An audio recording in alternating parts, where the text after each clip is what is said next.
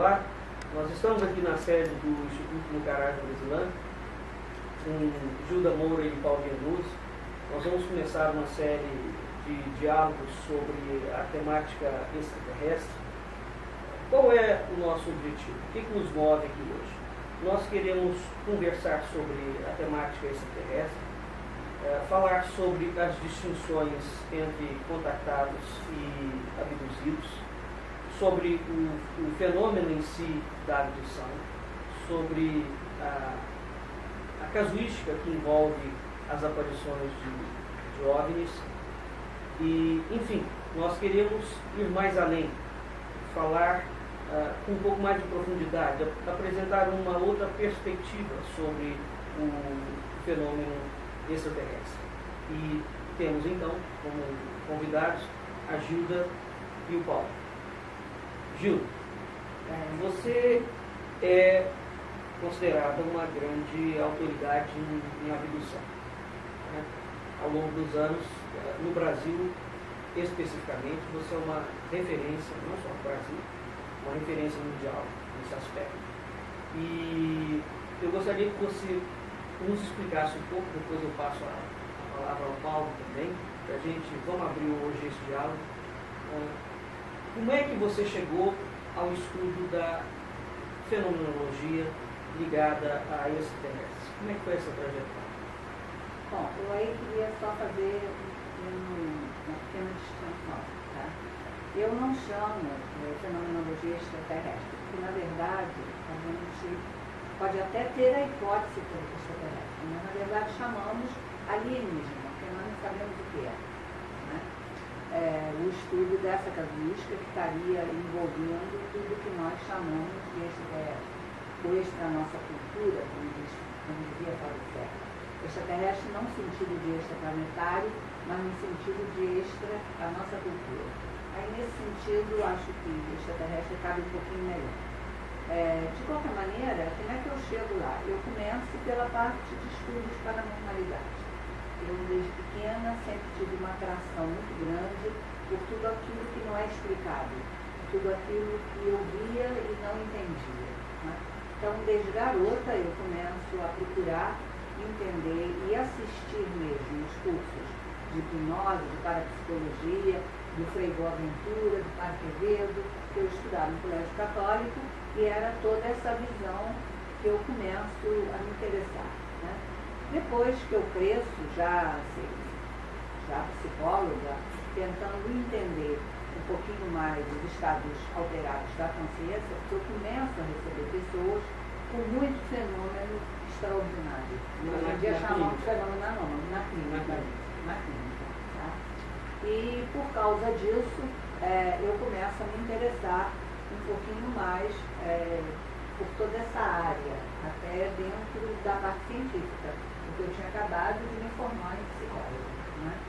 Mas não entra ainda a parte extraterrestre, até acontecer comigo um fenômeno que eu conto no meu livro, no meu primeiro livro. Atualmente, na verdade eu não conto no primeiro, me enganei, eu conto no segundo, que é o risco terreno. Porque eu não tenho coragem de contar a história que me ocorreu, só vou contar 10 anos depois, tá? Depois que eu já era conhecida como psicóloga, como cientista, que eu vou contar a história. E é a partir daí, desse fenômeno, que vai acontecer não só com a minha família, também no avistamento no sítio do meu pai, como no acontecimento na minha casa, que vai me fazer começar a chegar perto do que havia naquela época sobre estudos de fenômenos extraterrestres, de alienígenas, ou o que seja. Então eu começo apenas participando, conferências, assistindo. Durante muito tempo eu só ouvi, porque eu queria perceber o que estava acontecendo nessa área. Agora, me explica uma coisa aqui. Quando você inicia, quando esses pacientes começam a chegar à clínica, naquela altura já havia estudos no Brasil e no mundo relacionados a essa questão da consciência ligada aos processos de abdução? Não havia nada. Então, aliás, nem se usava a palavra. Você não tinha então um parâmetro clínico? Nenhum. Não, parâmetro clínico nessa área não. Além disso, nem existia esse termo. Eu costumava, quando eu começo a chegar perto das pessoas que tinham passado por essas experiências, tá? O que começa a me interessar é a enorme abertura de consciência que eu observo nessas pessoas. Que eles tinham como que um saber, mesmo sendo às vezes pessoas simples, tá? Sem cultura, sem estudo, mas eles tinham um saber de uma mente ampliada, ou cósmica, muito maior do ser humano de modo geral. Então isso começa a me interessar muito. Tá? E as pessoas que teriam passado pelo que hoje em dia sabemos que é a abolição, né? Tinham um certo trauma, né? E a distinção que eu fazia era as pessoas que teriam passado por um fenômeno físico e as que tinham passado pelo não físico. Não existia ainda o problema do termo abolição. Isso vai aparecer mais tarde. Então essa construção teórica é uma construção muito recente. Bastante recente. Inclusive o boom disso tudo é a partir de 1980, que começa o grande boom da abolição. Pelo menos no conhecimento da abolição. Não quer dizer que ela começou a acontecer, mas de tomarmos mais conhecimento sobre tudo isso. Paulo, você começa, saiba se eu estiver equivocado, me corrija, a sua caminhada extraterrestre com o General Showa. Né? Sim. Como é que foi essa caminhada? Como é que você foi parar até o grupo do General Showa? O que te levou a isso e fundamentalmente, o que te prendeu dentro do processo? Bom, na verdade, isso ocorre bem antes, na minha própria infância, na pré-adolescência. Alguns insights que eu tinha, algumas visões que eu tinha, embora raras, né, eram suficientes para que depois eu tomasse ciência de que poderia se tratar de algo, ou até como a Gilda falou, alienígena, né, ou alguma coisa estranha à nossa presença, ao nosso contexto terrestre. E não só por isso, né, mas o interesse desde muito cedo por astronomia, pelo estudo do cosmos, pela visualização do céu e, obviamente, pelo conceito de vida fora da Terra, isso foi não só me interessando, como tomando, né, o meu ser, a minha consciência de uma forma praticamente irreversível, inclusive incluindo o contexto metafísico, energético, um conceito que hoje a física quântica coloca muito, em termos das probabilidades do universo multidimensional.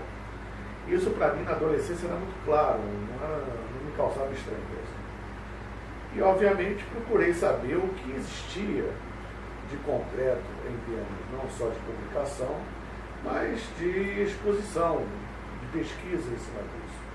Embora eu achasse que não deveria haver nada, né? Porque a maioria das pessoas tratavam, ainda tratam, como algo, no mínimo, insólito, né? Algo estranho, que não se dê crédito, né? Enfim, mas mesmo assim, conversando até com amigos, consegui descobrir congressos, não digo congressos, na época não tinha isso, reuniões, participações ufológicas dentro de grupos, pequenos seminários. Quando é que isso começou? Isso foi pouco antes de 1980, 78, 79, eu tinha lá meus 15, 16 anos. Até que em 1980 ou 82, se não me engano, houve um congresso muito interessante que lotou o auditório da Academia Brasileira de Letras. Era a época do boom, não só da abdução especificamente, mas da ufologia de uma forma geral. E dentre os convidados, que na época eram de peso, eu gostei muito do posicionamento do General Showa, tá? Por ser uma pessoa consciente, por ser uma pessoa de credibilidade, por ser uma pessoa de ciência, tá? Por ser militar, por ser respeitado no meio militar, como general catedrático da AMAN, né? Ensinando lá acho que mecânica racional, enfim, não me lembro bem a disciplina que ele ensinava. Mas, ao mesmo tempo, ele ferrenho defensor da questão ufológica, inclusive com experimentos e pousos de naves no seu sítio em Alexandria. Ele mantinha vários grupos e tinha uma consciência dentro do fenômeno, também a nível metafísico, por ter conhecimento de ocultismo, e ser membro da Sociedade Teosófica e levar essa área com muita seriedade. Né? Ele era uma das raríssimas pessoas que já naquela época falava em ufologia com grande fraternidade branca e outras coisas que até hoje são combatidas por ser considerado um assunto que não tem correlação necessária, uma postura errônea, a meu ver, no sentido de entendimento como mistura de religião com a fenomenologia ufológica. Né?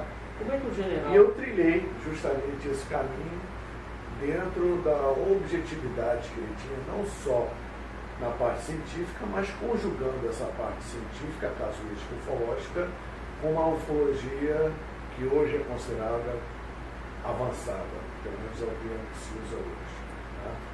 Onde se adentra pela multidimensionalidade, se adentra na questão espaço-tempo, adentra na questão das linhas de tempo, né? Ou seja, não só viajantes do cosmos, como também viajantes dimensionais e temporais. Né? Isso tudo já será falado naquela época. O general já tinha entrado. O general entrou nessa seara, e aliás, já naquela época, acho que era o único realmente defensor dessa seara, e era muito respeitado, muito considerado, e essas questões, ao contrário de hoje, eram vistas com muita atenção. Ou seja, o general já naquela altura, será que era pelo fato dele ser membro da Sociedade Teosófica? E por ser general. Isso facilitava muita coisa com respeito à credibilidade das pesquisas e dos experimentos dele, né? E das experiências pelas quais todo o grupo dele passava, vivenciava, testemunhava no sítio dele em Alexandria. Né? Não só na questão física mesmo do fenômeno, como até na exteriorização da consciência, ou saída do corpo, com contato parapsíquico com esses seres, que ele descrevia, né, de uma maneira bem metafísica, ao mesmo tempo científica, sem a conotação religiosa e espiritual, no sentido pejorativo que se tem muito hoje. Mas naquela altura, o general, que veja, a Gilda coloca que até a década de 80, né, quando você começa a fazer clínica, não há parâmetro, de certa forma, acadêmico, de abdução, em relação a isso. Em relação ao contato já havia. Nós temos alguns trabalhos sobre contato, sobre abdução, na década de 80 ou não? Aqui eu acho que no Brasil não. Uma das referências, no caso do jornal Show, com respeito a isso, ele passa nos 2 livros que ele escreveu na época, que é A Parapsicologia dos Discos Voadores e O Mergulho no Espaço, onde ele faz essas correlações, inclusive citando os experimentos dele, né, no sítio em Brasília, perto de Brasília, que ele tinha. Fora isso, pelo menos no Brasil, não existia nenhuma publicação a respeito com seriedade, com embasamento e fundamentação. Esse é um ponto importante, assim, a gente procurar saber no Brasil quais são as origens, né, dessa questão. Mas voltando aqui... Só um minuto. Você lembra o ano daquele grande congresso que teve em Brasília, que ainda... que foi do Paulo Cronenberg, que foi o maior congresso que nós já tivemos sobre a parte ufológica, e ainda não se falava da abdução. Não se falava da abdução, não. Eu não me lembro exatamente o ano. Em 80 alguma coisa. Mas não se falava sobre a abdução porque não se estudava isso, a ocorrência não era tão grande. Ainda não se classificava, ainda não se tinha talvez ideia. Eu ainda nem tinha entrado no cenário. Eu ainda estava buscando respostas do que tinha acontecido comigo pelo que eu observava nos outros, tá? Nessa época. E dois fatos foram muito importantes para mim no meu caminhar, né? Uma pessoa, um cientista aqui do Rio de Janeiro, mas que também tinha um lado espiritual, me enviou a Brasília para que eu me encontrasse com um sensitivo que fazia parte do grupo do General Shoa, tá? E eu vou à casa dele, tá? E quando ele me recebe, começa a me contar as experiências dele lá em Alexandria, tá? Muitos símbolos e muitas coisas que ele vai me colocando começa a fazer sentido para mim.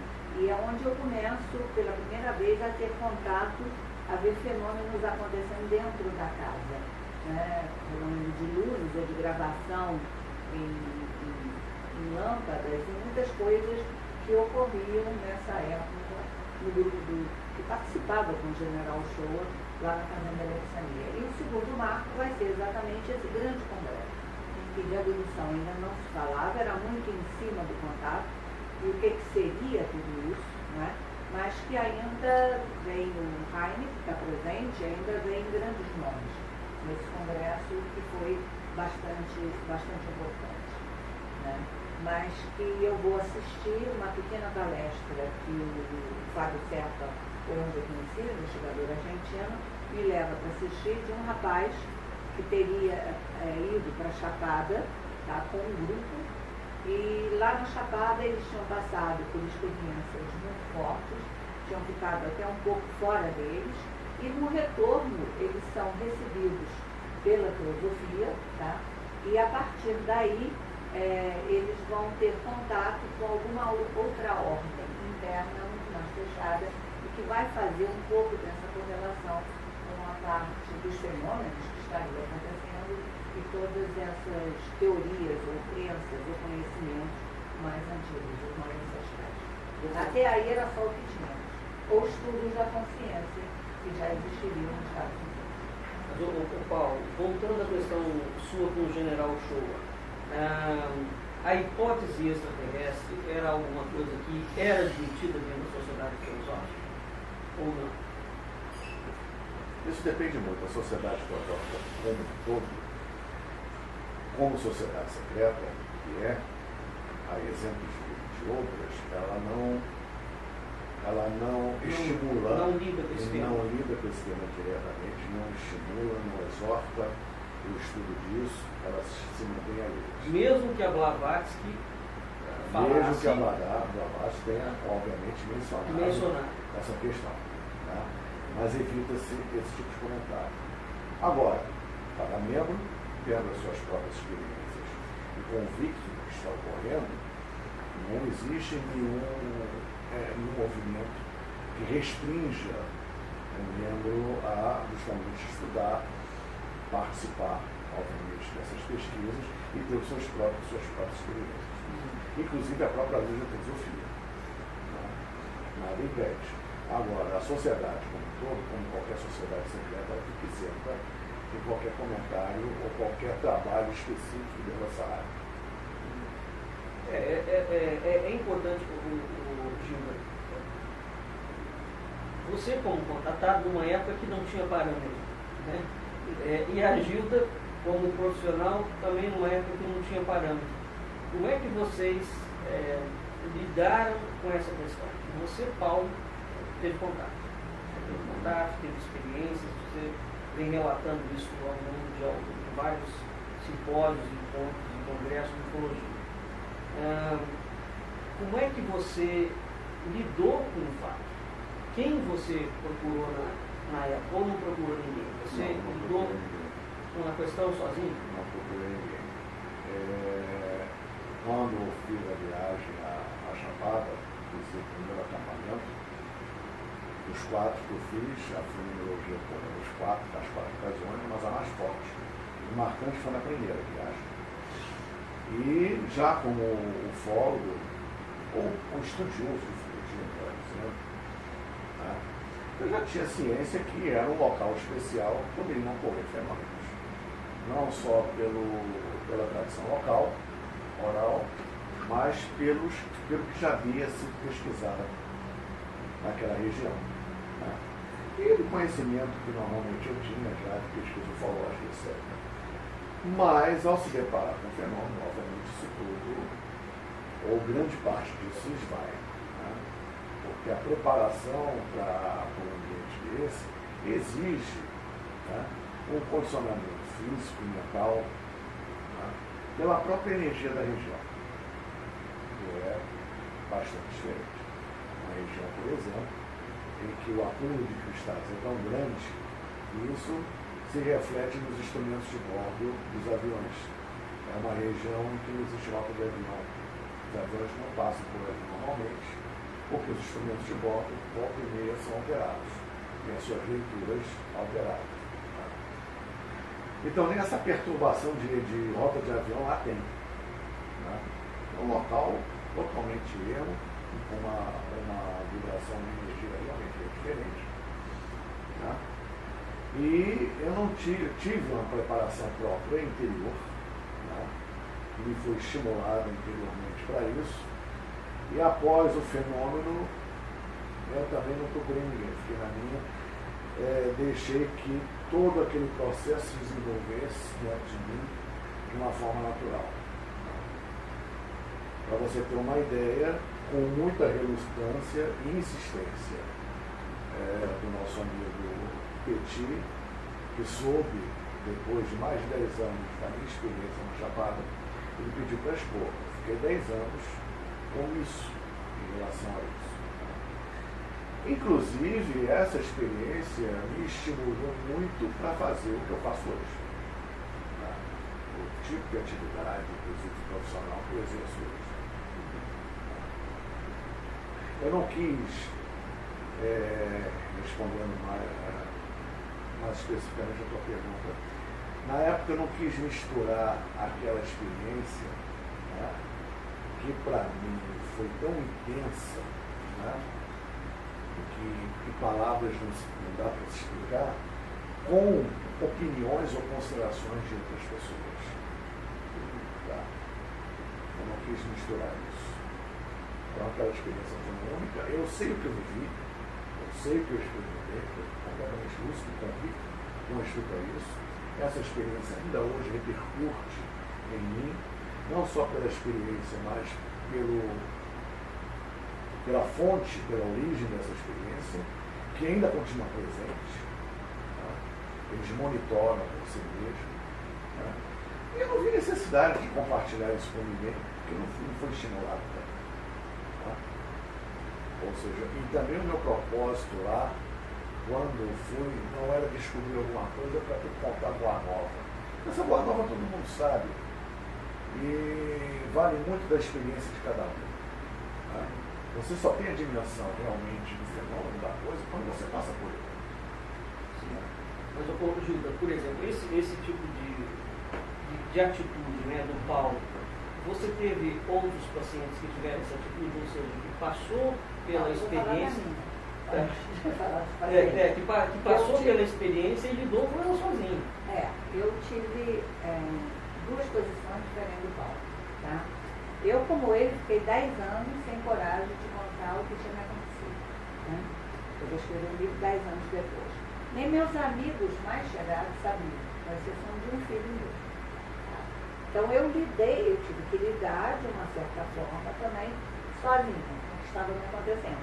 Mas apesar de ter que lidar sozinha, eu passo a ter os pacientes também passando por histórias semelhantes. Né? E diferente dele, eu busquei ajuda e conhecimento para todo lado. Eu fui a tudo que eu tinha direito. Tá?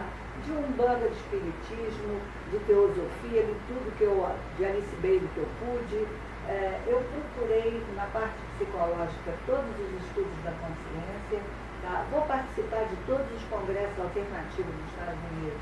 Todo o pessoal da psicologia, da psiquiatria, que estava começando a lidar com tudo isso sem saber o que era. Vou participar desses grupos fechados. Então, eu vou participar de muita discussão. Mas isso para atender para atender os outros e para resolver o meu próprio problema. O seu problema. O meu próprio problema. Como não havia parâmetros, quer dizer, a gente vai ter que buscar isso aonde? A gente vai ter que buscar isso na filosofia perene, nas tradições ancestrais, né? Inclusive, com o pessoal da abdução, eu passo a ter que estudar que é Kundalini. Eu não tinha a menor ideia do que fosse. Vou pertencer à sociedade de Kundalini, vou para os Estados Unidos, pertenço de múltipla personalidade, estudo de trauma, até vítima de ritual satânico. Bom, então, para tentar entender um pouco... muito grande, né? É engraçado que dentro dessa explanação que a Ju está fazendo, né, de tudo que aconteceu com ela, aconteceu comigo também. Só que no caso dela, ela foi buscar depois. Eu, quando cheguei na minha primeira experiência, eu já tinha passado por isso tudo. Não, mas eu já tinha passado na parte para a psicologia. Eu passei por isso tudo, banda, candomblé, sociedade secreta, igreja, isso, aquilo outro. Eu já tinha passado por esse leque todo ao chegar nessa experiência. É como se na minha experiência lá, num determinado momento, né, quando na minha cabeça juntou isso tudo e culminou naquela experiência, eu vi, então é isso. Aquilo tudo é isso. Vamos, e tem só um detalhinho antes de você fechar, antes que eu me esqueça. Vamos tá? encerrar esse bloco. Que me ajudou a dentro de entender e tudo desenvolver isso, que tudo não é aquilo o que caso, eu peguei no leque. mas que eu acho que não é o caso E dele. ela abriu o leque depois. Não, mas eu fui criada dentro de uma escola de freira, eu era católica, apostólica, romana. Quando começa tudo isso a acontecer. Foi a primeira pessoa que eu procurei, foi o padre.